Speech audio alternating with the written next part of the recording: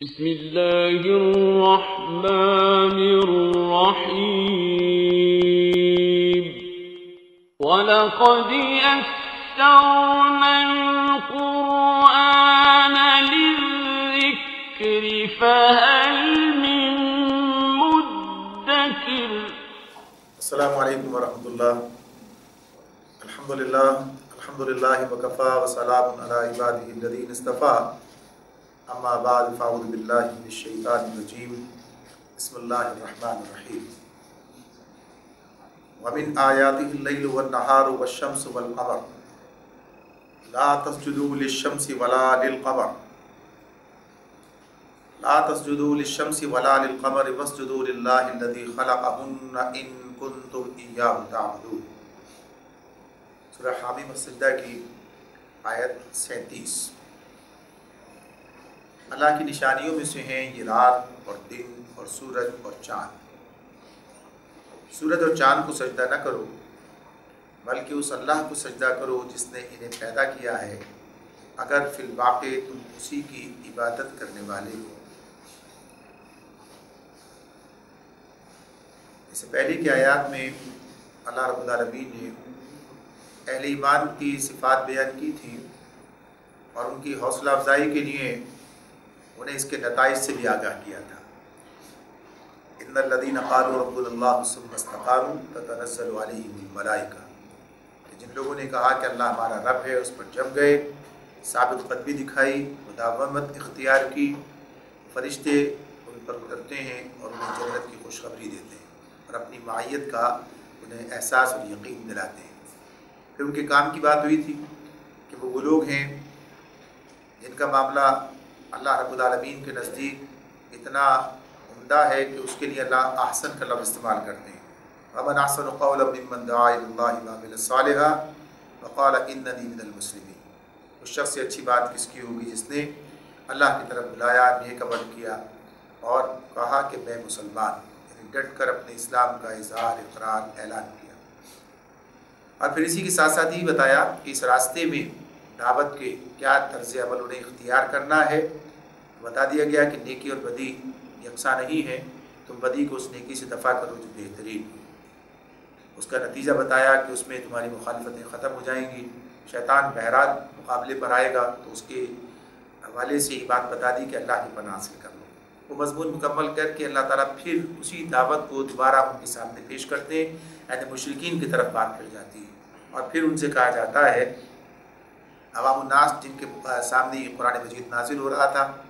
اور جس ذریعے کو اب ان لوگوں نے اختیار کرنا ہے، یعنی جن لوگوں کا اہل ایمان کا کہ انہیں کس ذریعے کے کو استعمال کرتے ہوئے یہ دعوت کا کام کرنا ہے اور کہاں یہ دلائل ہیں کہ جو دل کو لگتے ہوں اور انسان کو شرک سے بچاتے ہوں۔ تو وہی بات اب یہاں پر بیان کی جا رہی ہے کہ اللہ کی نشانیوں میں سے ہیں یہ رات اور دن اور سورج اور چاند، یعنی یہ جو کچھ تمہارے سامنے ہیں، یہ آفاق میں جو چیزیں تمہارے سامنے موجود ہیں، اگر ان پر غور کرو اور سوچو، اس کائنات کا جو یہ نظام سارا تمہارے سامنے ہے اور جو کائنات کا سارا نظام یہ اپنی خوبیوں سے اور اپنی ہمگیریت سے اور تمہارے لیے مفید ہونے کی بنیاد پر اس بات کا خود اعلان کر رہا ہے، خود اظہار کر رہا ہے کہ یہ سب کچھ ایک خالق حقیقی کا بنایا ہوا ہے۔ یہ رات کو سورج کا چھپنا اور چاند کا نکل آنا، دن کو چاند کا چھپ جانا اور سورج کا نمودار ہونا صاف طور پر یہ دلالت کر رہا ہے کہ یہ چاند ہو یا سورج، دونوں کا الہ ایک ہی اللہ ہے، اور یہ دونوں کیا ہیں؟ یہ دونوں مجبور اور لاچار بندے ہیں، لہٰذا شمس و قمر تمہارے معبود نہیں ہو سکتے۔ جیسے سیاروں کو پوجنے والے لوگ تھے یا بتوں کو، اصنام کو پوجنے والے، تو کہا کہ انہیں سجدہ نہ کرو بلکہ اسے سجدہ کرو جس نے انہیں پیدا کیا ہے، یعنی اللہ رب العالمین کی بات۔ واسجدوا للہ، اللہ کو سجدہ کرو، الذی خلقہن، جس نے انہیں پیدا کیا۔ پھر فرمایا ان کنتم ایاہ تعبدون، اگر تم فی الواقع اللہ ہی کی عبادت کرنے والے ہو، اسی کی عبادت کرنے والے ہو، تو تمہیں اللہ کو سجدہ کرنا ہے، ان کو نہیں کرنا ہے۔ یہ جو مظاہر تمہارے سامنے، یہ بات ان لوگوں سے کہنا، مشرکین سے، یعنی غور کی بات ہے کہ جملہ کہاں اس انداز سے کیا بات ہم سے کہہ رہا ہے کہ اللہ تعالیٰ یہ بات بتا رہے ہیں کہ سورج اور چاند کو سجدہ نہ کرو بلکہ اس اللہ کو سجدہ کرو جس نے انہیں پیدا کیا ہے، اور پھر کہتے ہیں ان کنتم ایاہ تعبدون، اگر تم اس کی یعنی اللہ کی عبادت کرنے والے ہو، تو اللہ کی عبادت کرنے والا کیسے یہ کام کرے گا کہ سورج اور چاند کو سجدہ کر رہا ہو؟ تو اللہ تعالیٰ یہ کس بنیاد پر کہتے ہیں، کیا ہے اس کے اندر پوشیدہ کیا بات ہے، کیا پہلو ہے؟ تو یہ ان لوگوں کے بارے میں بات کی جا رہی ہے کہ جو یہ بات کہتے ہیں کہ اصلاً تو ہم اللہ ہی کی عبادت کرتے ہیں، یہ تو مظاہر ہیں، یعنی کیا ہے ان کے پردے میں، یعنی یہ فلسفہ جو بعض مشرکین جو ہے وہ بیان کرتے ہیں، کہتے ہیں کہ ہم ان چیزوں کو سجدہ نہیں کرتے بلکہ ان کے واسطے سے اللہ ہی کو سجدہ کر رہے ہوتے ہیں، یعنی یہ تو مظاہر ہے اور یہ تو تمہارے سامنے رکھا ہے، یہ تو ہماری توجہ کو مرکوز کرنے، ورنہ اصلاً تو ہم اس کی طرف جاتے ہیں، یہ تو اس کا پرتو ہے یا اس کی تصویر ہے یا اس کی علامت ہے، تو علامت نہیں ہے، علامت تو علامت ہی ہے۔ اور دیکھیں آپ بھی تو بیت اللہ کو جو ہے اس کی طرف منہ کر کے نماز پڑھتے ہیں، اس کے گرد سجدہ کرتے ہیں، اس کے گرد طواف کرتے ہیں اور اس پتھر کو چومتے ہیں، اور اس کے پیش نظر پتھر تو نہیں ہوتا، اللہ ہوتا ہے اس میں پیچھے تمہارے پیش نظر۔ تو یہاں پر وہ یہ فلسفہ جو بیان کرتے ہیں، تو اللہ تعالیٰ یہ بات کہہ رہے ہیں کہ اگر تم اللہ کی عبادت کرنے والے ہو تو تمہیں ان واسطوں کی ضرورت نہیں ہے، ان کے ذریعے سے تم اللہ تک پہنچنا چاہتے ہو۔ جہاں تک یہ چیز جو ہمارے پاس ہے، یعنی جو بیت اللہ کا طواف ہے یا حجر اسود کا بوسہ ہے، یہ اس بنیاد پر ہے کہ اس کا حکم واضح طور پر اللہ رب العالمین نے خود دیا، اور اللہ تعالیٰ کے نمائندے یعنی اس کے رسول نے یہ کام کر کے دکھایا اور بتا دیا کہ ہاں یہ عبادت کے طریقوں میں سے ایک طریقہ ہے، اس کو بتا دیا گیا، لہذا اس کا اطلاق اس پر نہیں ہوتا کہ اس کی وجہ سے بت بنا لیے جائیں یا کسی اور کو جو ہے اس کا مصداق قرار دے کر اور پھر کہا جائے کہ اس کے پردے میں تو اللہ تعالیٰ کی ہی بات کی جا رہی ہے اور اصلاً ہم اللہ کی عبادت کرنے والے ہیں۔ تو کیا کہا گیا، ان کنتم ایاہ تعبدون، اگر تم اللہ ہی کی عبادت کرنے والے ہو تو پھر تمہیں کسی واسطے کی ضرورت نہیں ہے، براہ راست اللہ کی عبادت کرو۔ پھر فرمایا فَإِنِ اسْتَكْبَرُوا فَالَّذِينَ عِندَ رَبِّكَ يُسَبِّحُونَ لَهُ بِاللَّيْلِ وَالنَّهَارِ وَهُمْ لَا يَسْأَمُونَ، یہ آیت سجدہ تھی۔ فرمایا لیکن اگر یہ لوگ غرور میں آ کر اپنی ہی بات پر اڑے رہیں تو پرواہ نہیں، جو فرشتے تیرے رب کے مقرب ہیں وہ شب و روز اس کی تسبیح کر رہے ہیں اور کبھی نہیں تھکتے۔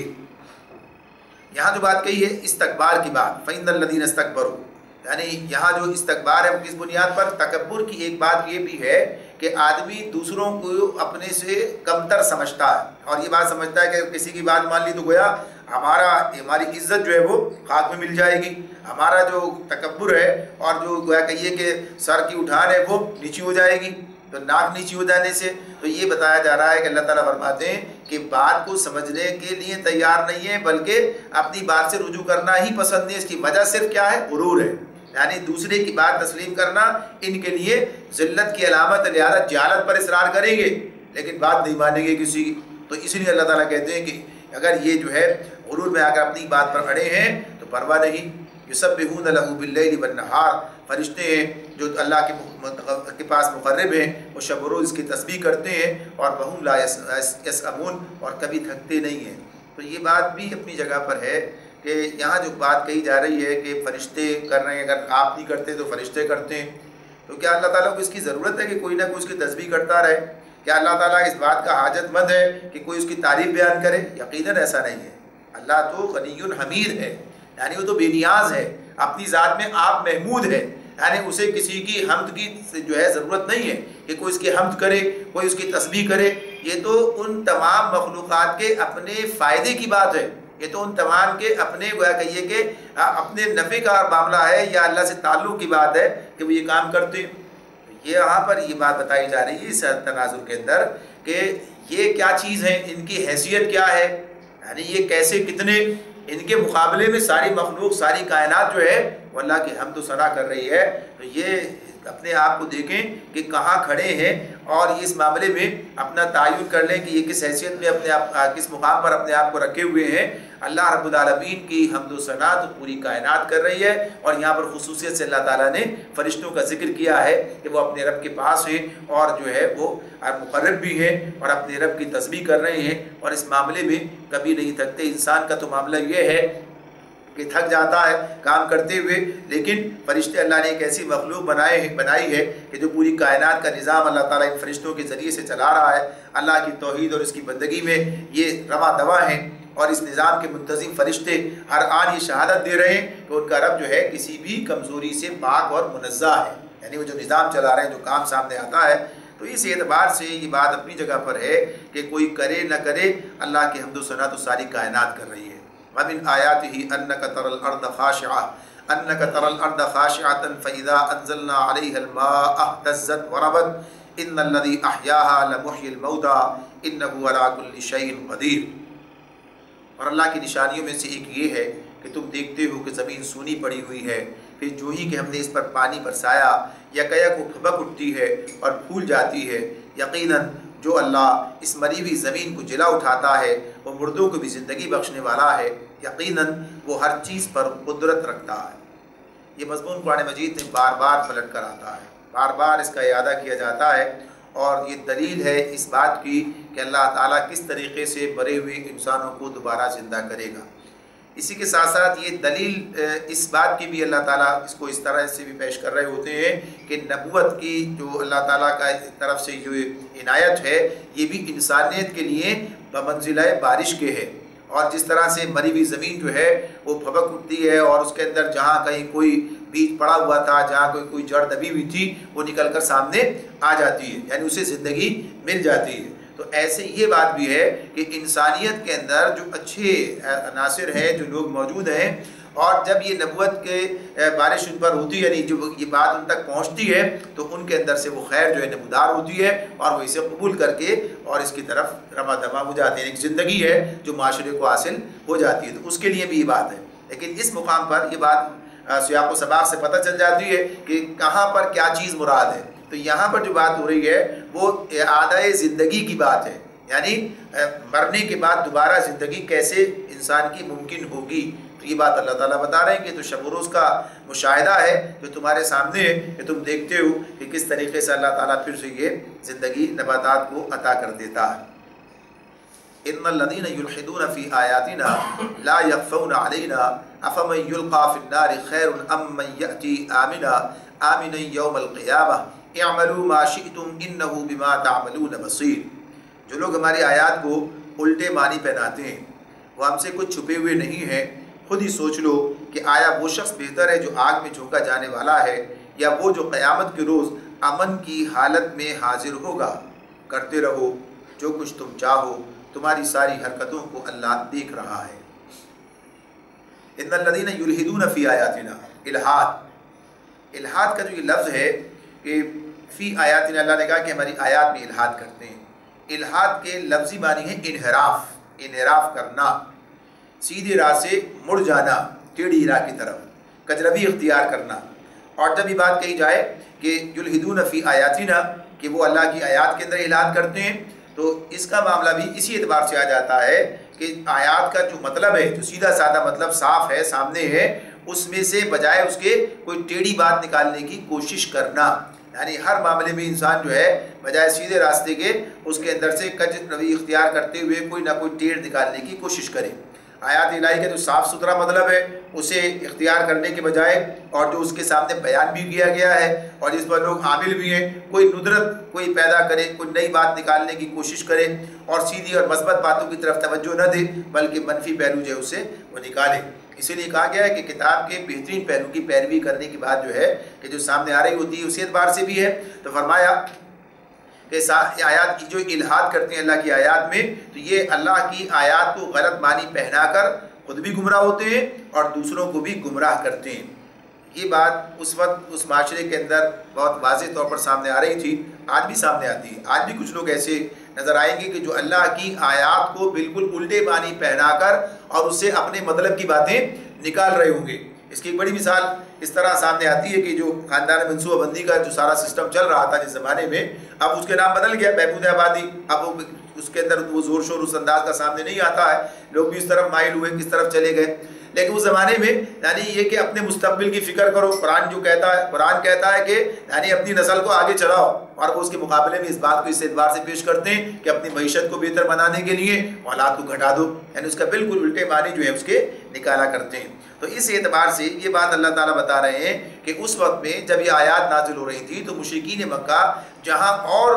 حربے استعمال کر رہے تھے اور طریقوں سے اسلام کی دعوت کو میں رکاوٹ ڈالنے کی، نبی اکرم صلی اللہ علیہ وسلم سے لوگوں کو پھیرنے کی اور ان کے خلاف جو محاذ بنا رکھا تھا اس پر جو کام کر رہے تھے، ان میں سے ایک کام یہ بھی تھا کہ اللہ جو بات کہی جاتی اس بات سے کوئی اور ہی مفہوم نکال لیتے یا سیاق و سباق سے الگ کر اور اسے بیان کرتے، یا بات کا کوئی ایک حصہ لے کر اور اسے بیان کرنا شروع کرتے، اس کی بنیاد پر کوئی بات نکال لیتے. تو یہ سارا معاملہ الحاد کا تھا. تو اللہ تعالیٰ فرما رہے ہیں کہ یہ جو کام کر رہے ہیں اس کا نتیجہ، اس کا انجام انہیں معلوم نہیں ہے کیا ان کے سامنے آنے والا ہے. اس کا نتیجہ اور اس کا انجام یہ ہے کہ وہ شخص آگ میں جھونکا جائے گا، وہ شخص آگ میں جھونکا جائے گا. اس لیے اللہ تعالیٰ نے یہ بات کی، خود ہی سوچ لو، یعنی کہ آیا وہ شخص بہتر ہے جو آگ میں جھونکا جانے والا ہے یا وہ جو قیامت کے روز امن کی حالت میں حاضر ہوگا. اب یہ بات کہ کون آگ میں جھونکا جانے والا ہے اور کون جو ہے امن کی حالت میں آئے گا، تو اس میں بات واضح ہو رہی ہے کہ وہی شخص جس نے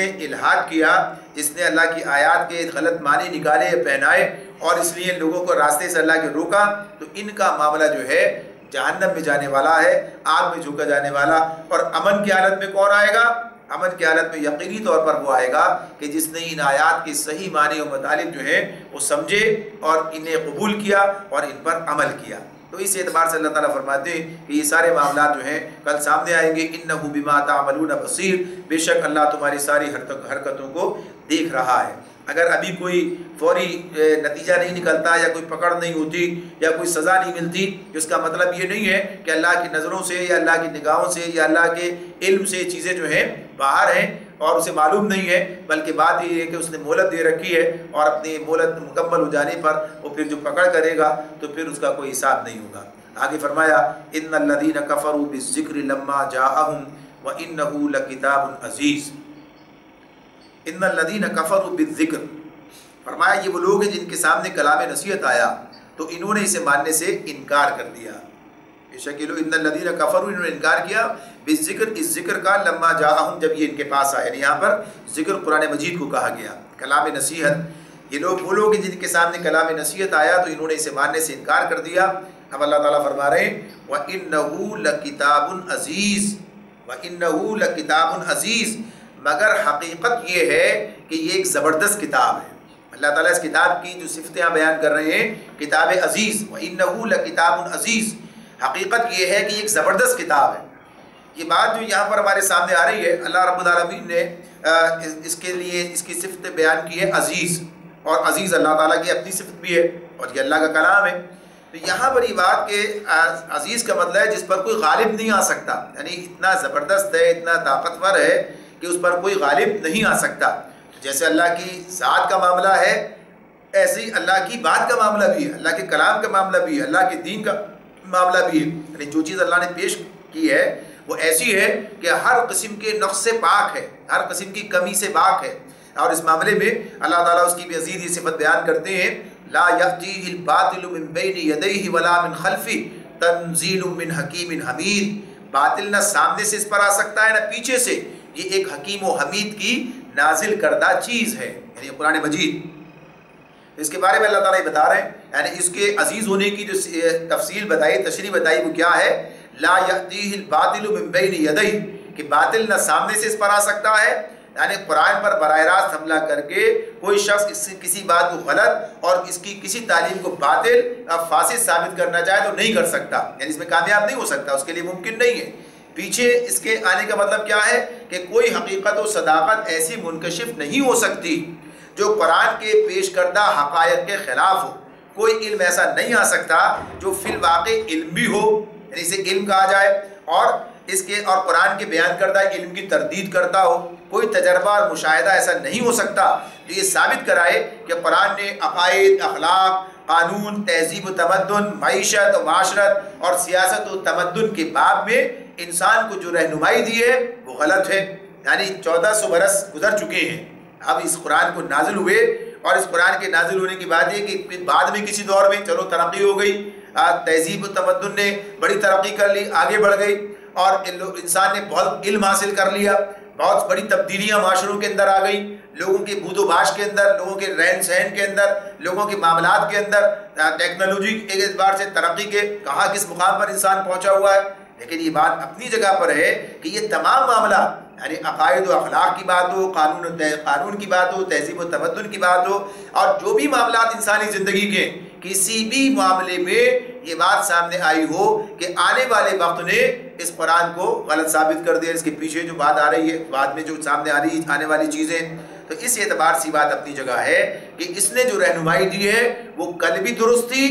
آج بھی درست ہے، اور آنے والے کل کے لیے بھی اس کا دعویٰ یہی ہے کہ یہ کتاب عزیز ہے اور اس کے اوپر کوئی جو ہے غالب نہیں آ سکتا، اس سے بہتر چیز پیش کرنا ناممکن ہے، اس جیسی چیز پیش کرنا ناممکن ہے، بہتر کا تو معاملہ الگ ہے۔ اور پھر اسی اعتبار سے کہ اس میں کوئی نقص نکالا جائے، بہتر جب بھی ہوتی ہے چیز، تو فرما دیا کہ یہ باطل نہ اس کے آگے سے آ سکتا ہے نہ پیچھے سے۔ پھر اس کا ایک اور مفہوم یہ ہے لا یأتیہ الباطل من بین یدیہ، سامنے سے کیا چیز ہوتی ہے؟ سامنے سے مقابلہ ہوتا ہے، سامنے سے مقابلہ ہوتا ہے، اور ولا من خلفی یعنی پیچھے سے بھی نہیں آ سکتا، پیچھے سے کیا ہوتا ہے؟ سازشیں ہوتی ہیں، یعنی سامنے سے مقابلہ ہوتا ہے کہ اس کا مقابلہ بھی نہیں کیا جا سکتا۔ ظاہر سی بات ہے یہ قرآن اس وقت بھی چیلنج کر رہا تھا، آج بھی اس کا چیلنج موجود ہے، آج بھی اس کا چیلنج موجود ہے کہ ایسا نظام، ایسی بات جو یہ قرآن پیش کرتا ہے، زبان کی بات تو اپنی جگہ ہے، یعنی اس اعتبار سے جو کچھ اس کے اندر اس کا اپنا اسلوب ہے وہ چیزیں اپنی جگہ پر ہیں، لیکن جو نظام یہ دیتا ہے، جو قانون یہ دیتا ہے، جو تہذیب و تمدن یہ دیتا ہے، انسان کے اندر جو انقلاب یہ لے کر آتا ہے، اس اعتبار سے کوئی چیز ہے دنیا میں تو پیش کی جائے، اور جو زمانے کے نشیب و فراز سے گزر کر اپنا درست ہونا اس طرح ثابت کر چکا ہے کہ اتنے عرصہ گزر جانے کے بعد، 1400 سال گزر جانے کے بعد بھی اپنی جگہ پر ہے، تو باطل سامنے سے نہیں آ سکتا، کوئی مقابلہ نہیں کر سکتا اس کا۔ اس کے بارے میں بہت ساری چیزیں آپ کے سامنے، بہت سی مثالیں دی جا سکتی ہیں، اور نہ ہی یہ بات بھی کہ اس کے خلاف کوئی سازش کامیاب ہو سکتی ہے۔ اگر کوئی سازش کامیاب ہو سکتی تو اب تک ہو چکی ہوتی، یعنی جتنے سازشی گروہوں سے اسلام کا واسطہ پڑا ہے، اور تو یہ سب جانتے ہیں کہ اس کا جنریٹر کیا ہے، یعنی اس کا سارا پاور سپلائی کہاں سے ہوتی ہے؟ قرآن و سنت، یعنی اسی سے ہے یہ، اور اس کی یعنی سنت کی بنیاد بھی قرآن پر ہے، یعنی قرآن اور سنت اصل چیزیں ہیں۔ تو کہا کہ یہ سب کام کر چکے ہوتے، اس کے خلاف سازشیں اگر کامیاب ہوتی تو اب تک بہت سی سازشیں کامیاب ہو چکی ہوتی۔ اس کا مطلب یہ نہیں سازشیں ہوئی نہیں، سازشیں کی نہیں گئی، سازشیں تو کی گئی لیکن سازشیں کامیاب نہیں ہو سکی، اس لیے کہ اس کے خلاف کوئی سازش عملاً ممکن نہیں، اللہ تعالیٰ نے اس کو اس طرح سے محفوظ کیا۔ تو یہ بات بتائی ہے کہ نہ باطل اس کے سامنے سے آ سکتا ہے نہ پیچھے سے، یہ ایک حکیم و حمید نازل کردہ چیز ہے، تنزیل من حکیم حمید۔ اب اس پہلو سے یعنی یہ بات جو ہے بیان ہو رہی ہے، اور جیسے پہلے عرض کیا گیا تھا کہ اللہ تعالیٰ نے اہل ایمان کی ہمت بتائی ہے، ان کو حوصلہ دیا ہے اور بتایا ہے کہ اللہ ان کے ساتھ ہے۔ ان الذين قالوا ربنا الله ثم استقاموا تتنزل عليهم الملائکہ، ملائکہ ان کے اوپر نازل ہوتے ہیں اور پھر انہیں ساری چیزیں بتاتے ہیں۔ فرض یہ کہ یہاں یہ بات بھی کہ قرآن جیسی چیز ان کے پاس ہے، قرآن جیسا کلام ان کے ساتھ ہے، قرآن جیسا نظام ان کے ساتھ ہے، یعنی جس کے پاس اتنا یہ چیز ہو اس کے لیے پھر کوئی مشکل معاملہ نہیں ہے، یعنی ہر معاملے میں رہنمائی ہے۔ ایک آدمی اسے پتہ ہی نہیں، راستہ ادھر چلتا ہے یہ مسئلہ سامنے آتا ہے، ادھر چلتا ہے وہ مسئلہ سامنے آتا ہے، یعنی قرآن مجید ایک ایسی رہنما کتاب ہے کہ جو زندگی کے ہر معاملے میں انسان کی رہنمائی کرتی ہے، ہر مرحلے پر اسے ہاتھ پکڑ کر لے کے چلتی ہے، یعنی یہ دنیا کی امامت جو ہے انسان کے حوالے کرتی اور اس کے سارے مراحل جو طے کراتی ہے۔ تو یہ کتاب آج بھی ہمارے پاس ہے، اس کتاب کی یہ خوبیاں آج بھی اپنی جگہ پر قائم و دائم ہیں۔ شرط یہ ہے کہ انسان اس سے وابستہ ہو جائے، اور وابستگی کا معیار کیا ہے؟ یعنی اس کو سمجھے اور اس پر عمل پیرا ہو جائے، اس کو اپنی زندگی کا امام بنا لے، اس کو اپنی زندگی کے اندر قائم و دائم کرے، یہ کام ہے۔ اور جب یہ کام نہ کیا جائے، ظاہر طاقتور کا جو ہے ساتھ نہ اپنے حاصل نہ کیا جائے، تو ظاہر سی بات ہے کمزوری اپنی جگہ برقرار رہے گی۔ آج یہ چیز ہمارے پاس ہے، اس لیے قرآن سے ہم بھی دور ہیں، ہماری اجتماعیت معاشرہ سارا قرآن پر عامل نہیں ہے، سمجھنے والا بھی نہیں ہے، عمل تو دور کی بات ہے۔ تو اللہ تعالیٰ فرماتے ہیں کہ یہ ایک ایسی چیز ہے کہ اللہ تعالیٰ نے جو تمہیں عطا کی ہے کہ اس کی کوئی مثال نہیں ہے۔ ما يقال لك الا ما قد قيل للرسل من قبلك ان ربك لذو مغفرة وذو عقاب علیم۔ اے نبی، تم سے جو کچھ کہا جا رہا ہے اس میں کوئی چیز ایسی نہیں ہے جو تم سے پہلے گزرے ہوئے رسولوں سے نہ کہی جا چکی ہو۔ بے شک تمہارا رب بڑا درگزر کرنے والا ہے اور اس کے ساتھ ساتھ بڑی دردناک سزا دینے والا بھی ہے۔ ان ربک لذو مغفرۃ وذو عقاب علیم، دونوں چیزیں اس مقام پر بھی ساتھ ساتھ آئی ہیں۔ تو پہلی بات تو یہ کہ اس میں جو بتایا جا گیا، نبی صلی اللہ علیہ وسلم کو یہ حوصلہ دلایا جا رہا ہے، بتایا جا رہا ہے یہ جو آپ کی مخالفت ہو رہی ہے، یہ جو آپ پر الزامات لگائے جا رہے ہیں، یہ جو آپ کے بارے میں باتیں چھانٹی جا رہی ہیں، یہ کوئی نئی باتیں نہیں ہیں، یہ ہمیشہ ایسا ہی ہوتا رہا ہے۔ یعنی پچھلے انبیاء کے ساتھ بھی اسی طرح کا معاملہ ان کی قوموں نے کیا اور بالآخر ناکام ہوئی۔ تو یہاں یہ بات بتائی گئی کہ کوئی اس میں ایسی انوکھی اور اچنبے کی بات نہیں ہے، یہ تو ہوتا ہی رہا ہے، لیکن ساتھ ساتھ یہ بات اپنی جگہ ہے کہ تمہارا رب بڑا درگزر کرنے والا ہے اور اس کے ساتھ ساتھ بڑی دردناک سزا دینے والا بھی ہے۔ تو درگزر کرنے کی بات اسی اعتبار سے ہے کہ اللہ رب العالمین کا یہ فضل، اس کی مہربانی، اس کا علم اور اس کا عفو درگزر ہی ہے کہ اس کے رسولوں کو جھٹلایا گیا، گالیاں دی گئیں، اذیتیں پہنچائی گئیں، اور پھر بھی وہ سالہ سال تک مخالفین کو مہلت دیتا چلا گیا۔ یعنی اس کی فضل، اس کی مہربانی کی بات ہے، اس کی مغفرت کی بات۔ لیکن جب وقت پورا ہو گیا، مہلت مکمل ہو گئی، جب حجت تمام ہو گئی، تو ذو عقاب علیم، پھر اللہ تعالیٰ سخت سزا دینے والا بھی ہے، دردناک سزا دینے والا بھی ہے۔ تو یہ بات اپنی جگہ اللہ تعالیٰ نے ایک ہی ساتھ ہمارے سامنے رکھ دی، بیان کر دی ہے کہ لوگ کسی غلط فہمی میں نہ رہیں کہ اللہ بڑا بخشنے والا اور مہربان ہے، بلکہ ساتھ ہی ساتھ وہ دردناک سزا دینے والا بھی ہے اگر انسان اللہ کی رحمت سے فائدہ نہ اٹھائے۔ وَلَوْ جَعَلْنَاهُ قُرْآنًا أَعْجَمِيًّا لَقَالُوا لَوْلَا فُصِّلَتْ آيَاتُهُ أَأَعْجَمِيٌّ وَعَرَبِيٌّ قُلْ هُوَ لِلَّذِينَ آمَنُوا هُدًى وَشِفَاءٌ وَالَّذِينَ لَا يُؤْمِنُونَ فِي آذَانِهِمْ وَقْرٌ وَهُوَ عَلَيْهِمْ أَمًى أُولَٰئِكَ يُنَادَوْنَ مِن مَّكَانٍ بَعِيدٍ۔ اگر ہم اس کو عجمی قرآن بنا کر بھیجتے تو یہ لوگ کہتے کیوں نہ اس کی آیات کھول کر بیان کی گئی۔ کیا عجیب بات ہے کہ کلام عجمی ہے اور مخاطب عربی۔ ان سے کہو یہ قرآن ایمان لانے والوں کے لیے تو ہدایت اور شفا ہے، مگر جو لوگ ایمان نہیں لاتے ان کے لیے یہ کانوں کی ڈاٹ اور آنکھوں کی پٹی ہے۔ ان کا حال تو ایسا ہے جیسے ان کو دور سے پکارا جا رہا ہو، من مکان بعید۔ یہ جو بات یہاں کہی جا رہی ہے، اس کے پیچھے یہ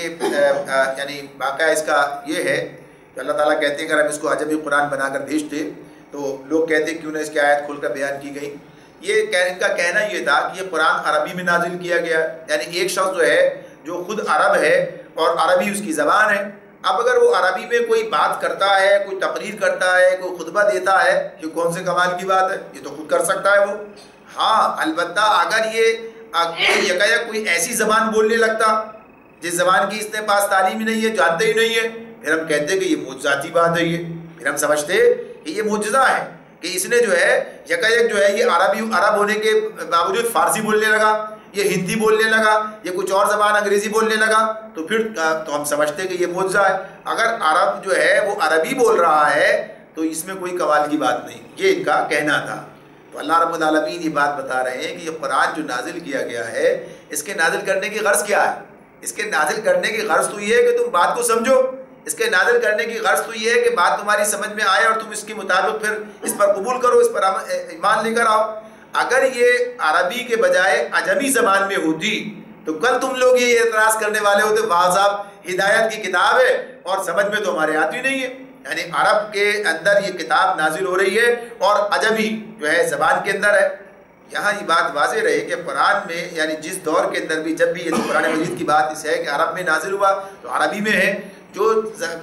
کتابیں جس قوم کے اندر آئی ہیں اس کی زبان کے اندر آئی ہیں، یعنی اولین جو مخاطب اس کے ہیں ان کا معاملہ ہے یہ۔ تو اس اعتبار سے یہ بات اپنی جگہ پر بتا دی گئی کہ یہ جو بات کہی جا رہی ہے اب آج بھی کہی جا سکتی بات، اچھا صاحب ہم تو پاکستانی ہیں، ہم تو اردو بولنے والے ہیں، اس کا مطلب اس کتاب کا ہم سے تو کوئی تھا، یہ تو اللہ تعالیٰ کہتے ہیں بھائی عربی عجمی زبان میں بھیجتے اس قرآن کو، تو لوگ کہتے کیوں نہ اس کی آیت کھول کر بیان کی گئی۔ تو یہ بھی ایک ایسا اعتراض ہے جس کی کوئی بنیاد نہیں ہے، اس لیے کہ دنیا میں جو نظام ہے، دنیا جس طرح بنائی گئی ہے کہ دنیا میں مختلف جگہوں پر مختلف زبانیں بولی جاتی ہیں، یعنی یہ بات اپنی جگہ ہے۔ لہٰذا جب ایک رسول ایک مقام پر آ رہا ہے تو اس کا معاملہ اسی مقام کے اعتبار سے کہ اس مقام میں جب بات سمجھانی ہے، بتانی ہے، تو وہاں کی مقامی زبان کو جو ہے استعمال کیا جائے۔ اور پھر اس میں یہ بات اپنی جگہ ہے کہ اس زبان کو اللہ تعالیٰ نے منتخب کیا کہ جو زبان ایک زندہ زبان ہے، آج تک موجود ہے اور اسی طرح سے آب و تاب کے ساتھ موجود ہے جیسی اس زمانے میں تھی۔ حالانکہ زبانوں میں جو تبدیلیاں آ گئیں اور زبانیں مٹ گئیں، یعنی یہ صورتحال بنی ہے، اور زبانوں کی جو ہے کتنی عمر ہوا کرتی ہے، یہ سارے معاملات ہیں۔ تو یہ تو اپنی جگہ پر ہے کہ جب اللہ کتاب نازل کر رہا ہے، جن لوگوں کے درمیان نازل کر رہا ہے، تو اس اعتبار سے کہ بات ان کی سمجھ میں آئے اور وہ اسے قبول کرے اور آگے آنے والے لوگوں کے لیے پھر یہ ذریعہ بن جائے، پھر لوگ خود سمجھائیں گے، سمجھیں گے، یہ سارے معاملات آگے چلیں گے۔ تو آج بھی ہم دیکھتے ہیں کہ ہاں جو لوگ قرآن سمجھنا چاہتے ہیں براہ راست عربی زبان کے ذریعے سے، تو عربی زبان سیکھ رہے ہوتے ہیں۔ آپ کے ملک کے اندر دیکھیں کتنے لوگ ہیں جو عربی زبان سے پوری طرح واقفیت رکھتے ہیں، یعنی قرآن کو اسی زبان کے اندر سمجھنے کی صلاحیت رکھتے ہیں، یعنی بات ہے اپنی جگہ پر، اور پھر لوگوں کے استفادے کے لیے اس کے تراجم موجود ہیں، ساری چیزیں۔ تو یہاں بہرحال یہ بات بتائی جا رہی ہے چونکہ قرآن جو ہے ہدایت کی کتاب ہے، لہٰذا اگر یہ بات کہی جاتی، یہ کام کیا جاتا، ہم اللہ تعالیٰ فرماتے ہیں ہم اس کو عجمی قرآن بنا کر بھیجتے، تو یہ لوگ کہتے کیوں نہ اس کی آیت کھول کر بیان کی گئی کہ ہماری سمجھ میں آتی۔ کیا عجیب بات ہے کہ کلام عجمی ہے اور مخاطب عربی ہے۔ تو یہ ان کی ہٹ دھرمی کا جواب ہے جو اس مقام پر اللہ تعالیٰ نے دیا ہے کہ لوگ جو اعتراضات کرتے ہیں، آج ایک اعتراض کر رہے ہیں، کل اگر ایسا ہوتا ہی تو دوسرا اعتراض کرتے ہیں۔ لہٰذا معاملہ ان کے اعتراض کی طرف دیکھنے کا نہیں ہے، معاملہ حقیقت کو بیان کرنے کا۔ پھر جو یہ بات بتائی، یہ قرآن جو ہے قُلْ هُوَ لِلَّذِينَ آمَنُوا هُدًى وَشِفَاءٌ، یہ قرآن ایمان لانے والوں کے لیے تو ہدایت اور شفا ہے۔ اللہ تعالیٰ اس کے لیے کیا بیان کر رہے ہیں؟ یعنی ایک ہی چیز دو الگ الگ انسانوں کے لیے الگ الگ نتائج کی حامل ہے، اور اس کی بنیاد کتاب کی نہیں ہے کہ کتاب میں یہ چیز ہے، بلکہ انسانوں کے اندر ہے، انسانوں کے اندر ہے۔ یعنی ایک چیز، ایک قبول کرنے والا ہے اور ایک رد کر دینے والا ہے، ایک اس پر غور و خوض کرتا ہے، کھلے دل سے اسے قبول کرتا ہے، اور دوسرا پہلے آنکھیں بند کر کے بیٹھا ہوا ہے، تو اس کا معاملہ بالکل مختلف ہے۔ تو اس کتاب کی اپنی جو یہ خصوصیت ہے وہ تو اپنی جگہ پر واضح ہے۔ جیسے سورج جب نکلتا ہے تو بہرحال سب جگہ روشنی پھیل جاتی ہے، لیکن بات وہی ہے کہ اگر کوئی نابینا ہے یا کوئی خود اپنی آنکھیں بند کر لیتا ہے تو یہ ظاہر سورج اسے فائدہ نہیں پہنچائے گا، اس کے لیے معاملہ یہی ہے۔ یا کچھ لوگوں کو یہ بیماری ہو جاتی ہے، یہ بیماری ہو جاتی ہے کہ روشنی میں ان کی آنکھیں چندی آ جاتی ہیں اور وہ روشنی میں دیکھنے کے لائق ہی نہیں ہوتے ہیں۔ ایسے جانور بھی ہیں نا جو رات میں دیکھتے ہیں، دن میں دیکھنے سے قاصر ہوتے ہیں، تو یہ ان کے اپنے اس کا معاملہ ہے، یعنی وہ نفس ان کے اندر ہے، وہ نقص جو ہے اس میں نہیں ہے، اس لیے کہ بحیثیت مجموعی سارے لوگ دیکھ رہے ہیں۔ اگر کوئی ایک کا معاملہ ہے تو اس کا مطلب ہے نقص وہاں پر ہے۔ تو یہ بات بتائی جا رہی ہے کہ قرآن ایمان لانے والوں کے لیے تو ہدایت اور شفا ہے، یعنی جو لوگ اس کو سمجھ رہے ہیں، اس سے فائدہ اٹھا رہے ہیں، مگر جو لوگ ایمان نہیں لاتے ان کے لیے کانوں کی ڈانٹ اور آنکھوں کی پٹی ہے۔ تو اس اعتبار سے یہ بات بالکل واضح ہو جاتی ہے کہ جو لوگ اس کو سمجھنا نہیں چاہتے تو ان کے لیے اس کی حیثیت یہ بن جاتی ہے کہ ان کے کانوں پہ پردہ ہے، اس پہ گرانی ہے، آنکھوں پر پردہ ڈال دیا گیا ہے۔ اس مضمون کے اللہ نے کئی جگہ بیان کیا اور فرمایا ان کا حال تو ایسا ہے، اولئک ینادون من مکان بعید، ان کا حال ایسا ہے جیسے دور سے انہیں پکارا جا رہا ہو۔ کیا بے نظیر تشبیہ جو اللہ رب العالمین نے اس مقام پر یہ ہٹ دھرم مخالفین کے لیے بیان کی ہے، یعنی ان کی نفسیات جو ہے پوری اس کے اندر سامنے آ جاتی ہے۔ یعنی تصویر میں یہ جو اللہ تعالیٰ ایک منظر ہمارے سامنے پیش کرتے ہیں کہ کیا صورتحال ہے، دور سے ایک آواز آ رہی، سمجھ میں نہیں آ رہی کیا بات ہے، آواز تو آ رہی ہے لیکن بات سمجھ میں نہیں آتی۔ تو جب بات یہ کیفیت ان لوگوں کی ہے کہ جب یہ بات سننا نہیں چاہتے تو بس بات تو ہو رہی ہے لیکن ان کا دھیان کہیں اور ہے، توجہ کہیں اور ہے، بات سننا نہیں چاہتے ہیں، اس کے بارے میں پہلے سے فیصلہ کر چکے ہیں، تو اس کا نتیجہ یہ ہوتا ہے کہ بس سن رہے ہوتے ہیں لیکن عملاً کیفیت یہ ہوتی ہے کہ آپ محسوس کر لیں گے یہ آدمی سن نہیں رہا ہے، یہ آدمی یعنی سننے کا مطلب ہوتا ہے سمجھنا، یعنی بات کی گہرائی تک جانا، بات کو پہچاننا، سمجھنا، لیکن پتہ ہے کہ یہ آدمی پر بیٹھا ہوا ہے یا یہ آدمی سننے کے لیے تیار ہی نہیں ہے۔ یعنی جب کبھی کوئی ضد ہو، کسی کا معاملہ ہو، کوئی مجادلہ ہو، کوئی بحث و مباحثہ سامنے آ جائے تو کچھ لوگ ایسے ہوتے ہیں جو کھلے ذہن سے بات کو سنتے ہیں، اور کھلے ذہن سے بات کو سنتے ہیں تو سمجھ میں آتی ہے بات سمجھ رہی ہے، اور جو سمجھنا ہی نہیں چاہے اسے آپ لاکھ سمجھائیں وہ سمجھنے کے لیے تیار نہیں ہوتا۔ تو یہ کیفیت ہے، تو ایسا محسوس ہوتا ہے، یعنی دیکھ کے آدمی سمجھ سکتا ہے کہ بات جو ہے کہ کان کے پردوں سے اچٹ کر گزر رہی ہے اور دل و دماغ تک پہنچنے کا کوئی راستہ نہیں پا رہی ہے۔ آگے فرمایا وَلَقَدْ آتَيْنَا مُوسَى الْكِتَابَ فَاخْتُلِفَ فِيهِ وَلَوْلَا كَلِمَةٌ سَبَقَتْ مِنْ رَبِّكَ لَقُضِيَ بَيْنَهُمْ وَإِنَّهُمْ لَفِي شَكٍّ مِّنْهُ مُرِيبٍ۔ اس سے پہلے ہم نے موسیٰ کو کتاب دی تھی اور اس کے معاملے میں بھی یہی اختلاف ہوا تھا، اگر تیرے رب نے پہلے ہی ایک بات طے نہ کر دی ہوتی تو ان اختلاف کرنے والوں کے درمیان فیصلہ چکا دیا جاتا۔ اور حقیقت یہ ہے کہ یہ لوگ اس کی طرف سے سخت اضطراب انگیز شک میں پڑے ہوئے ہیں۔ ابھی جو بات پیچھے گزری ہے کہ جو کچھ آپ سے کہا جا رہا ہے یہ وہی سب کچھ جو پہلے سے لوگوں کو بھی کہا گیا تھا۔ اب کتاب کے بارے میں کہا اللہ تعالیٰ نے، اب کتاب کے معاملے میں بھی یہ بات بتا دی، وَلَقَدْ آتَيْنَا مُوسَى الْكِتَابَ، ہم نے اس سے پہلے موسیٰ کو کتاب دی، فَاخْتُلِفَ فِيهِ، اس کے معاملے میں بھی یہی سارے اختلاف کیے گئے۔ جو آپ کے ساتھ اس کتاب کے ساتھ سلوک ہو رہا ہے وہ ان لوگوں نے بھی کیا، ایسے لوگ وہاں بھی نکل کر آئے سامنے۔ تو پھر اللہ تعالیٰ فرماتے ہیں وَلَوْلَا كَلِمَةٌ سَبَقَتْ مِن رَّبِّكَ، اگر تمہارے رب کی طرف سے یہ بات طے نہ کر دی گئی ہوتی، لَقُضِيَ بَيْنَهُمْ، تو ان اختلاف کرنے والوں کے درمیان فیصلہ چکا دیا جاتا۔ تو یہ اختلاف کرنے والوں کے درمیان فیصلہ چکا دیا جانے سے مراد کیا ہے؟ اس کے جو دو مفہوم آتے ہیں سامنے۔ پہلی بات تو یہ ہے کہ اللہ نے لوگوں کو سوچنے سمجھنے کے لیے کافی مہلت دے رکھی ہے، اللہ نے طے کر رکھا ہے، یعنی اللہ تعالیٰ کی طرف سے یہ بات طے ہے کہ لوگوں کو اتنی مہلت دی جائے گی کہ اللہ کے پاس اس کے نوشتے میں بات ہے یہ۔ اگر یہ طے نہ کیا گیا ہوتا تو پھر مخالف کو خاتمہ کر دیا جاتا، بات ختم ہو جاتی، مخالفت کرنے والے بھی ختم ہو جاتے۔ لیکن اللہ تعالیٰ نے یہ بات طے کر دی ہے اتنی مہلت دی جائے گی۔ اور دوسرا مفہوم اللہ تعالیٰ کی طرف سے یہ ہمارے سامنے آتا ہے جو قرآن مجید کے مختلف مقامات پر ہے، یعنی دونوں چیزیں قرآن کے ساتھ ہی ہیں کہ اللہ تعالیٰ نے یہ بات طے کر رکھی ہے کہ بعض اختلافات کا فیصلہ قیامت کے دن کیا جائے گا۔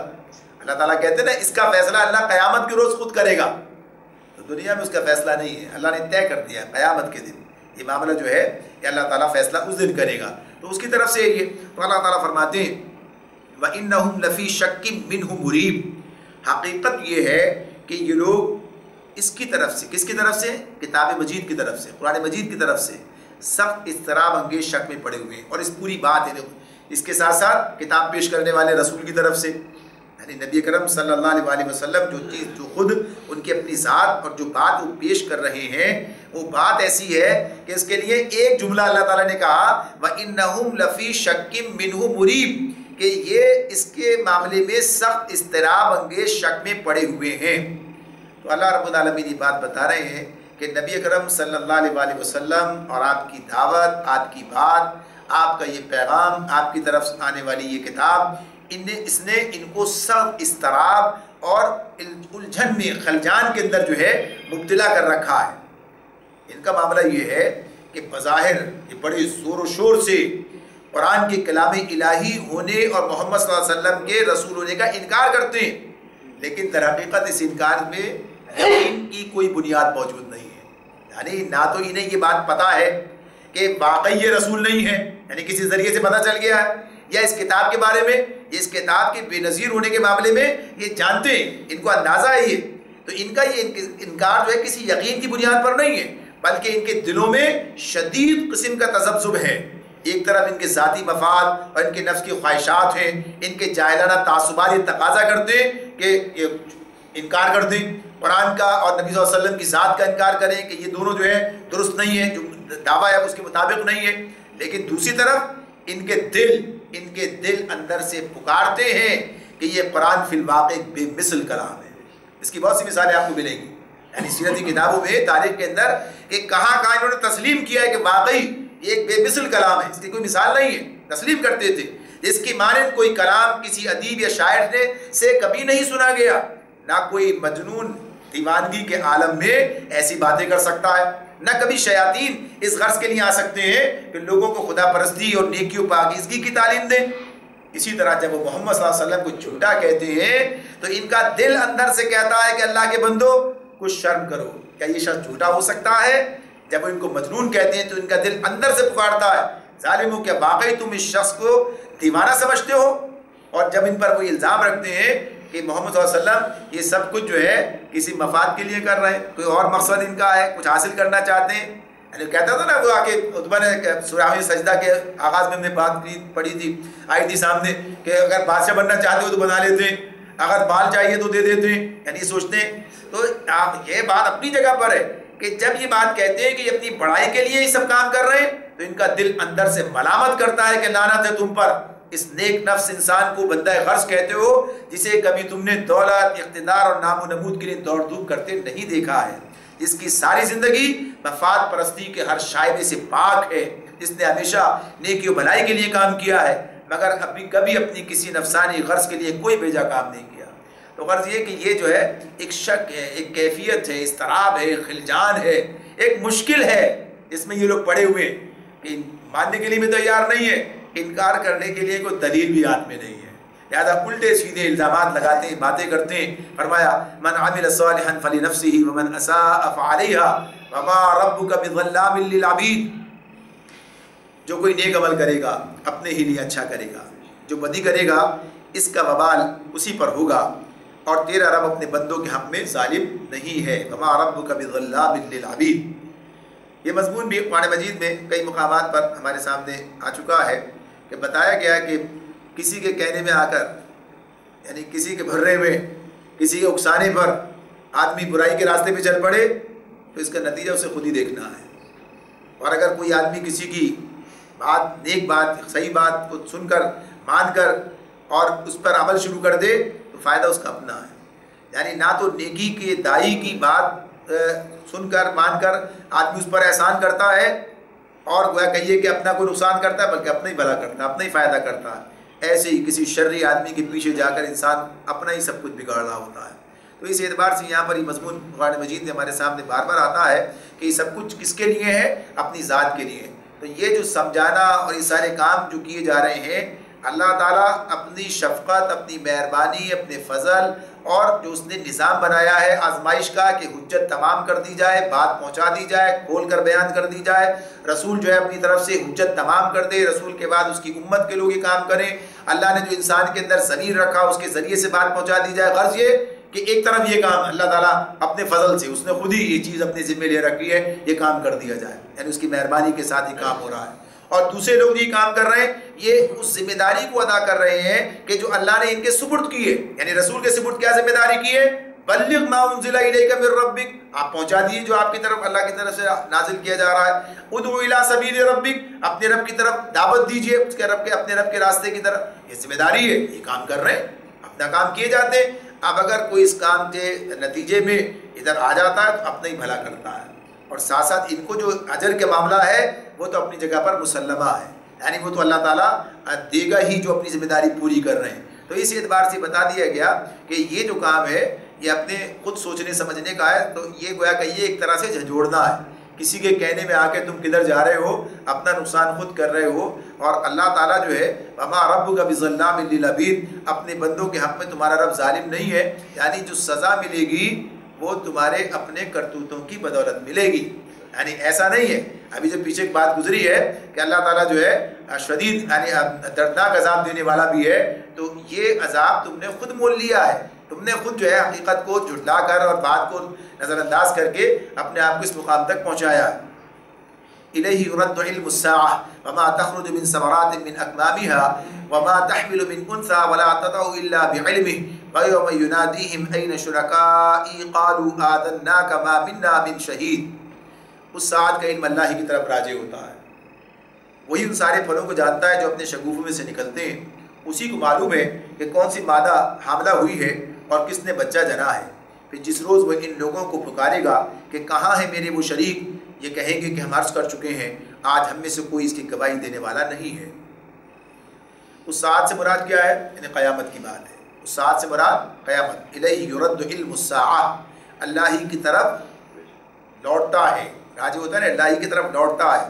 اللہ ہی کو معلوم ہے کہ وہ دن کب آنے والا ہے، اس ساعت کا علم یعنی قیامت کب آئے گی، اس کا علم اللہ کی طرف ہے، اللہ کی طرف لوٹتا ہے۔ تو یہ بات جو اس میں بتائی جا رہی ہے کہ اللہ کی طرف یہ ہے کہ اللہ کے سوا کوئی نہیں جانتا کہ قیامت کب آئے گی، وہ گھڑی کب آئے گی کہ جس کے بارے میں لوگوں کو بتایا جا رہا ہے۔ یہ مضمون بھی قرآن مجید میں کئی مقامات پر سامنے آتا ہے،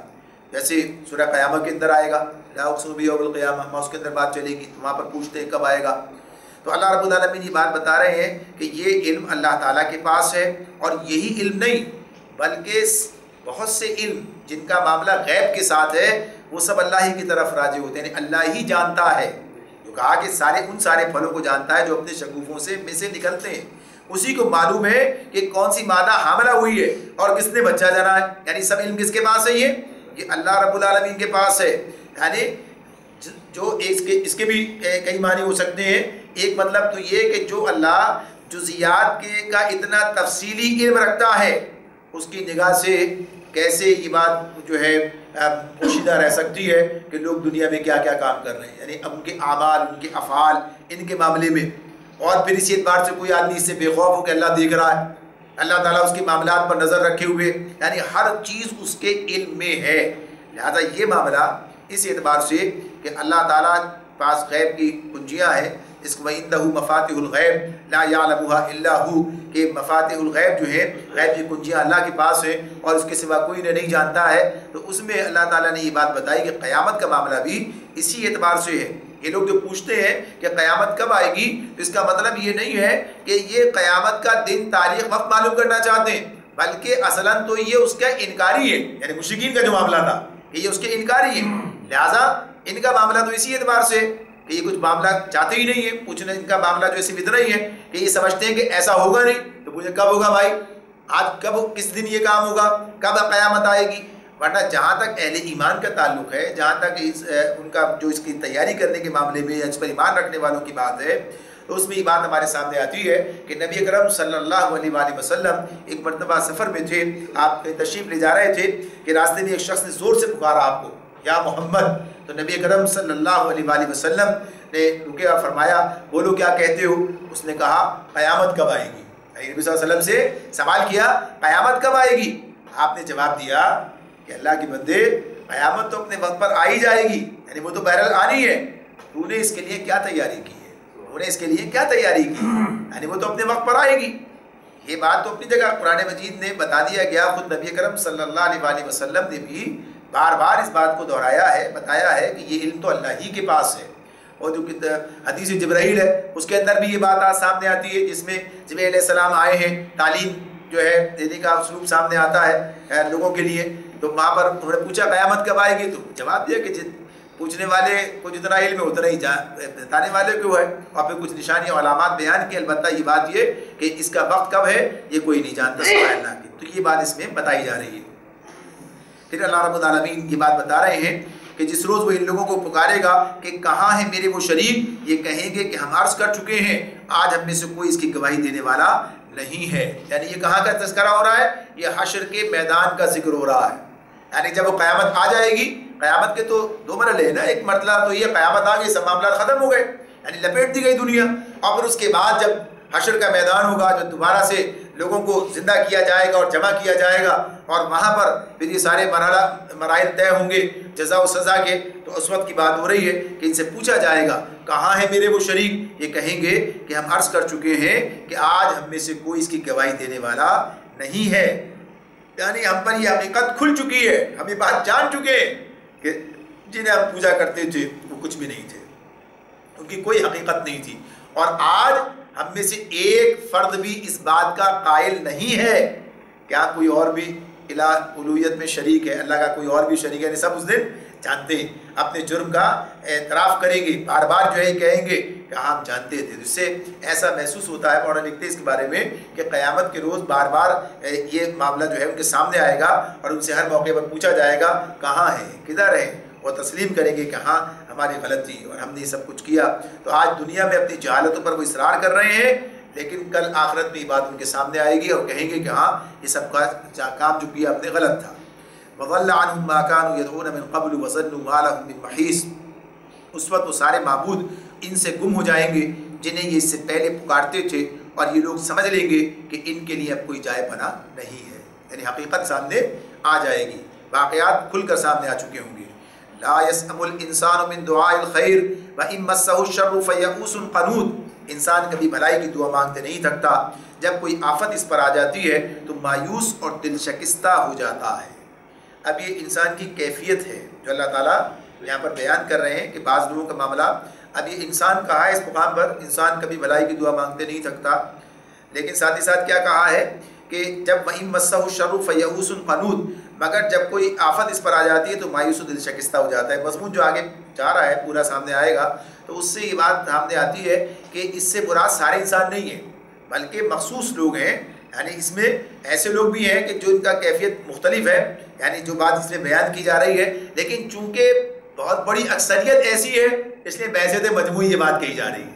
بحثیت مجموعی. جیسے کہا کہ اندر انسان خلق ہلوعا، بے شک انسان جو تھوڑا دلا پیدا کیا گیا ہے، مگر یہ لوگ اس سے بچے ہوئے الا المصلین بتایا گا. لیکن پہلے جب کہا خلق ہلوعا، سارا خلق یعنی پیدا ہی اس طرح کیا گیا، اس کے اندر یہ چیز جو ہے کمزوری موجود ہے. ان الانسان خلق ہلوعا یعنی اجلت پسندی ہے اس کے اندر، یہ بات بتا دی گئی ہے. تو غرض یہ کہ لیکن اس کا مطلب یہ ہے کہ استثناء بھی حاصل ہے ان لوگوں کو جو اس کے یعنی اس کے اللہ تعالیٰ نے جو نظام دیا ہے، اس کے حل کرنے کے جو طریقے بتائے ہیں. جیسے وہاں کہا کہ جو کیفیت ہے تھوڑ دلی کی، اس سے بچنے کے لیے کام کرو سورہ معارج کے اندر، تو یہاں بھی اسی طرح کی بات ہے. تو فرمایا کہ انسان کبھی بھلائی کی دعا مانگتے نہیں تھکتا. اچھا بھلائی سے مراد یہاں کیا ہے؟ یہاں بھلائی سے مراد خوشحالی، کشادہ رزق، تندرستی، بال بچوں کے خیر معاملہ، اس کے سارے کاروبار کی بات، دیگر چیزیں، یعنی زندگی کے معاملات، یعنی دنیا میں خیر ہی خیر، بھلائی بھلا، اچھا ہی اچھا، خوب ہی خوب، یعنی اس سے مراد یہ کہ انسان یہ سب کچھ مانگ رہا ہوتا ہے اور ذرا سی مشکل آ جائے تو پھر جو ہے اس کا حال کیا ہو جاتا ہے؟ مایوس ہو جاتا ہے، دل شکستہ ہو جاتا ہے. وَلَئِنْ أَذَقْنَاهُ رَحْمَةً مِنَّا مِنْ بَعْدِ ضَرَّاءٍ مَسَّتْهُ لَيَقُولَنَّ هَذَا لِي وَمَا أَظُنُّ السَّاعَةَ قَائِمَةً وَلَئِن رُجِعْتُ إِلَىٰ رَبِّي إِنَّ لِي عِندَهُ لَلْحُسْنَىٰ فَلَنُنَبِّئَنَّ الَّذِينَ كَفَرُوا بِمَا عَمِلُوا وَلَنُذِيقَنَّهُم مِّنْ عَذَابٍ غَلِيظٍ.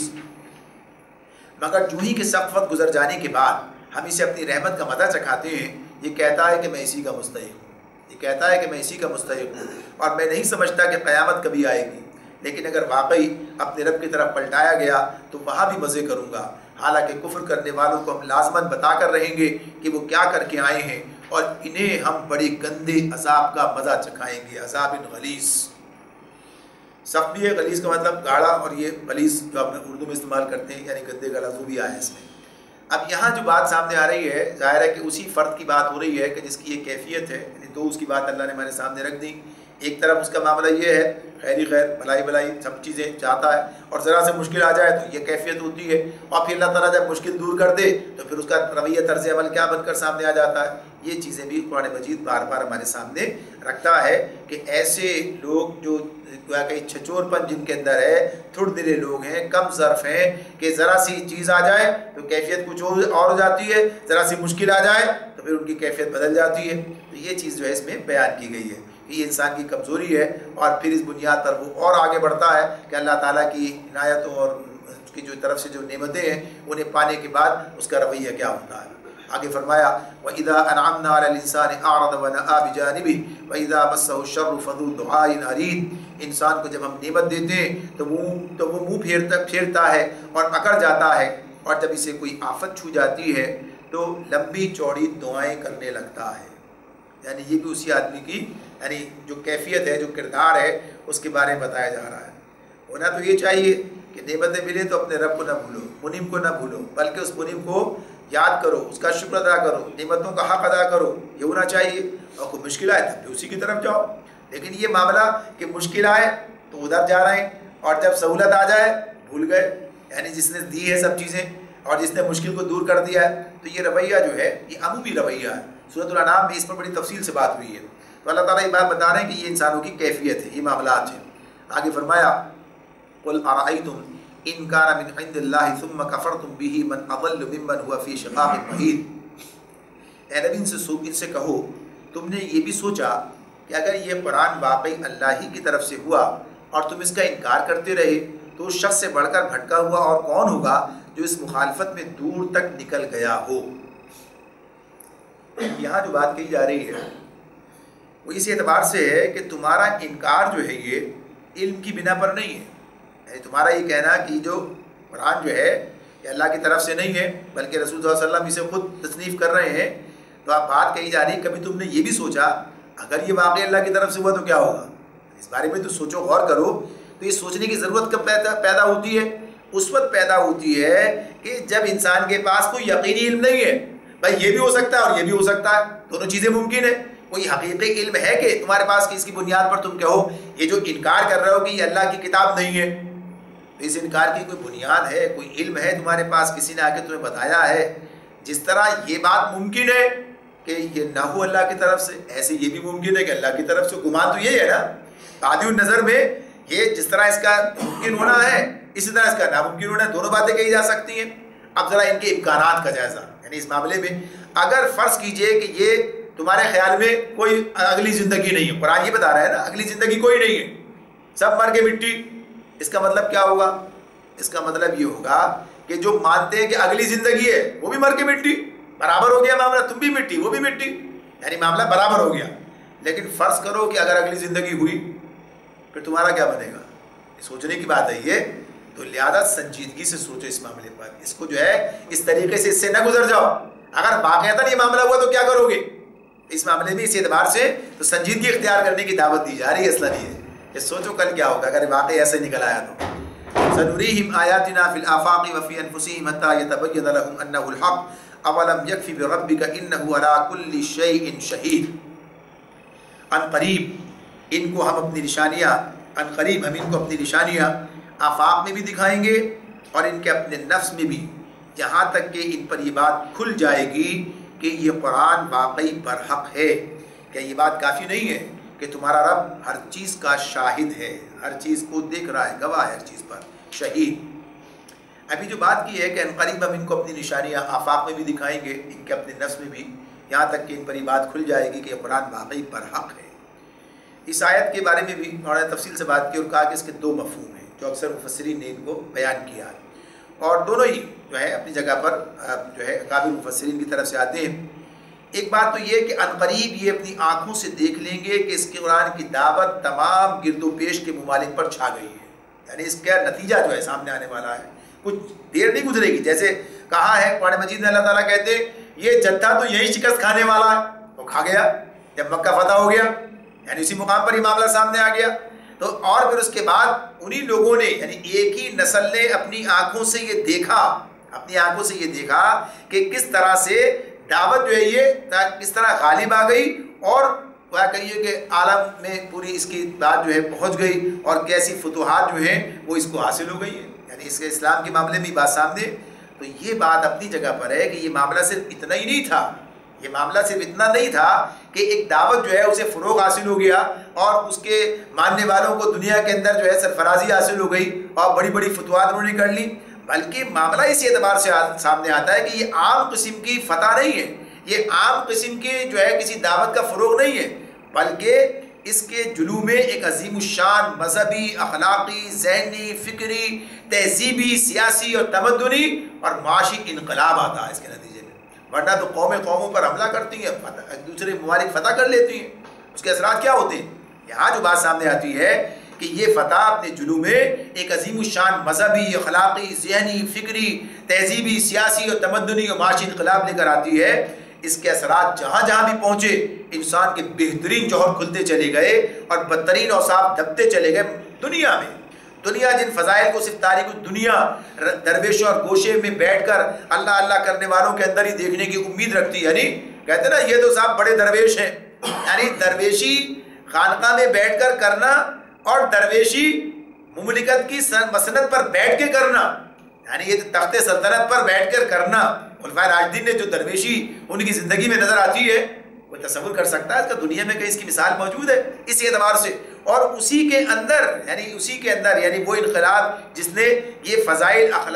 جو اخلاق کے جو فضائل ہیں یہ فرما رواؤں کی سیاست میں، انصاف کی کرسی پر بیٹھنے والوں کی عدالت میں، فوجوں کی قیادت کرنے والے سپہ سالاروں میں، ان کی جنگ اور فتوحات میں، ٹیکس وصول کرنے والوں کی تحصیلداری میں، بڑے بڑے کاروبار کرنے بڑے بڑے تاجروں کے اندر وہ اخلاق پیدا کر دیے کہ عام انسانوں کا اخلاق اور کردار اور طہارت اور نظافت کہاں سے کہاں پہنچ گئی جا کر۔ تو یہ انقلاب جو یہ کتاب اس کے ذریعے ممکن ہوا ہے، کیا چیز ہے اس کے سوا،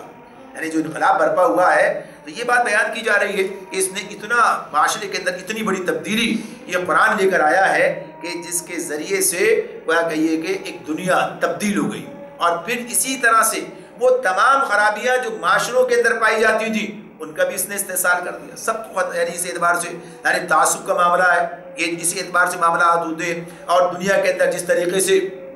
لوگوں کے ساتھ ظلم و ستم کا معاملہ تھا، مساوات کا فقدان تھا، عورتوں کے ساتھ جو ظلم و ستم کا معاملہ تھا، بنیادی حقوق تک سے محرومی تھی، جرائم کی کثرت تھی، اور خود معاشرہ عرب کا جیسا کچھ تھا سب کے سامنے، اس سب سے یعنی بالکل ہی ایک ایسا انقلاب آ گیا کہ ہر چیز بالکل تبدیل ہو کر رہ گئی۔ تو یہ قرآن کا انقلاب تھا، یعنی یہ چیز عنقریب دیکھیں گے یہ لوگ. تو اللہ تعالیٰ یہ بات بتا رہے ہیں کہ اس اعتبار سے یہ. اور پھر یہ بات بھی ہے جیسے کہا کہ انفس کی بات جو ہے کہ اپنے اندر دیکھیں گے تو اللہ تعالیٰ اس میں بھی ان کو دکھایا. دنیا میں اس وقت بھی لوگ دیکھ رہے تھے جو چیزیں ان کے سامنے تھیں، لیکن وقت کے ساتھ ساتھ چیزیں آگے بڑھتی ہیں اور اللہ تعالیٰ انسانوں کو بے شمار چیزیں خود ان کے اپنے جسم کے اندر، ان کے اپنے گرد جو ہے وہ نظر آتی چلی جاتی ہیں اور قیامت تک آتی چلی جائیں گی. فرض یہ کہ جو کہا کہ ہم عنقریب دکھائیں گے تو ان لوگوں نے تو دیکھی اور وہ ساری چیزیں آج بھی تاریخ کی کتابوں کے اندر موجود ہیں. اور اس کا کوئی تصور بعد میں یعنی جو دوسرے لوگ آئے ہیں ان لوگ کے معاملات کو دیکھیں اور آج کے دور کے اندر بھی اگر دیکھ لیں کہ مسلمانوں نے اپنے زوال کے دور میں بھی اخلاقی جس اخلاق کی بلندی کا اظہار کیا ہے، اس کا جو انہوں نے مظاہرہ کیا ہے، اس کی گرد کو بھی وہ لوگ نہیں پہنچ سکے جو تہذیب و شائستگی کے علم بردار بنے پھرتے ہیں. آپ دیکھیے یورپ کی قوموں نے افریقہ، امریکہ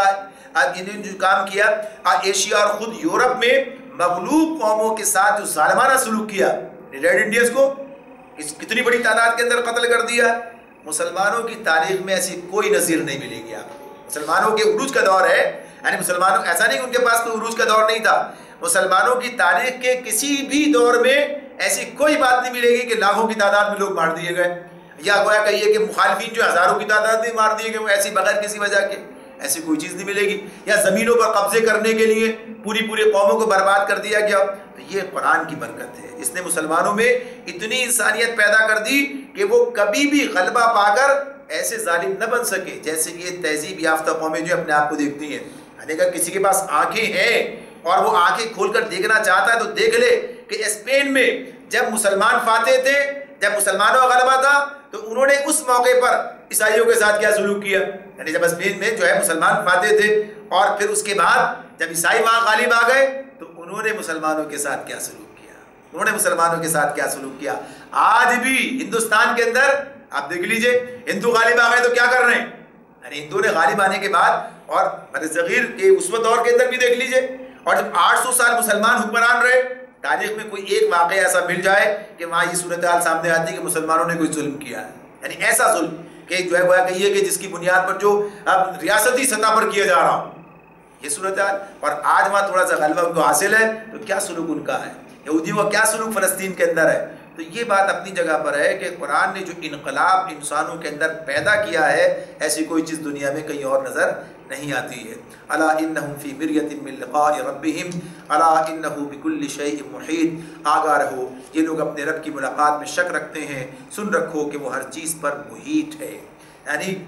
آخری آیت ہے اس سورہ السجدہ کی. بات تو اصل میں یہی ہے کہ اللہ تعالیٰ کی طرف سے ساری باتیں کھول کر بیان کر دی گئی ہیں.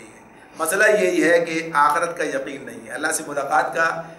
جو ہے یقین حاصل نہیں ہے. اور یہ اپنی جگہ بات مانو نہ مانو، اللہ ہر چیز پر محیط ہے. اللہ تعالیٰ ہر چیز دیکھ رہا ہے، سارے معاملات اسی کی طرف رجوع ہوتے ہیں، سارے فیصلے اسی جگہ پر ہوں گے، سارے معاملات اسی کی طرف جائیں گے. تو اس اعتبار سے دعوت دی گئی ہے کہ غور کرو، سوچو، سمجھو اور اپنی اصلاح کی طرف آمادہ ہو جاؤ. آج بھی مسلمانوں کے اندر ایک ایسی مرویت موجود ہے، اپنی تاریخ سے ناواقفیت، قرآن سے ناواقفیت، ان تمام چیزوں کی بنیاد پر اگر وہ دیکھیں تو یہ بات سامنے آئے گی کہ آج بھی خیر اگر کہیں ہے تو اسی کتاب مجید کے اندر ہے، اور اس سے اپنا رہنما بنا کر اس پر قائم و دائم ہو کر ہم اس خیر کو حاصل کر سکتے ہیں. اللہ تعالیٰ سمجھنے اور عمل کرنے کی توفیق عطا فرمائے. وآخر دعوانا ان الحمد للہ رب العالمین.